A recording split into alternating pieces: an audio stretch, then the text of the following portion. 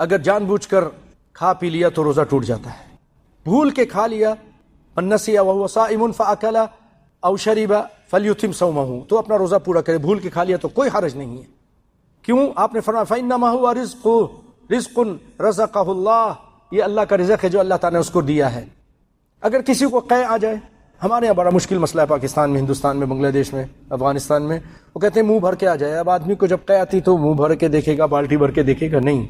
یاد رکھیے نبی کائنات صلی اللہ علیہ وسلم جو فرماتے ہیں یہ صحیح ہے. آپ کے یہاں جو باتیں لوگوں نے بیان کی وہ غلط ہیں، نبی کے مقابلے میں ہر چیز غلط ہے. آپ فرماتے ہیں من زرعه القیء وهو صائم فلیس علیہ قضاء، جسے روزے کی حالت میں قے آ جائے، خود بخود قے آ جائے تو اس پر کوئی قضا نہیں، اس کا روزہ نہیں ٹوٹتا. منہ بھر کے آئے یا تھوڑا آئے زیادہ آئے اس کا روزہ نہیں ٹوٹے گا اگر خود بخود آ جائے. اور وَإِنِ اسْتَقَى فَلْيَقْضِ، اور جو خود ہاتھ ڈالے، انگلی ڈالے یا برش ڈالے اور آ کر کے قے کرنے کی کوشش کرے، اس کو قضا ہے، اس کو قضا، خود سبب ہے وہ روزہ توڑنے کا.